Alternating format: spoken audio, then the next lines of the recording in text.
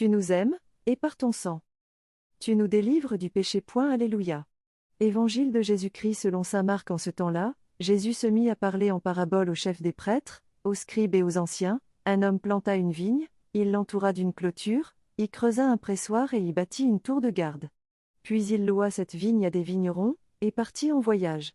Le moment venu, il envoya un serviteur auprès des vignerons pour se faire remettre par eux ce qui lui revenait des fruits de la vigne.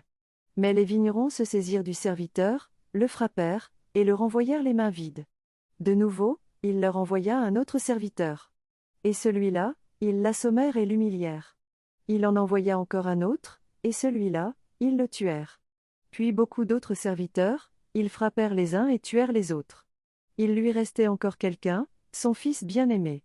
Il l'envoya vers eux en dernier, en se disant, « Ils respecteront mon fils. » Mais ces vignerons, là se dirent entre eux, « Voici l'héritier, allons-y.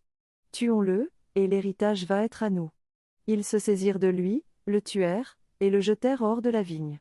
Que fera le maître de la vigne?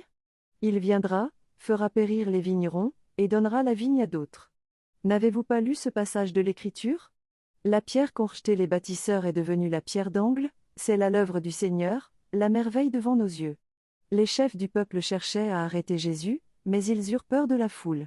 Ils avaient bien compris en effet qu'il avait dit la parabole à leur intention. Ils le laissèrent donc et s'en allèrent. Acclamons la parole de Dieu.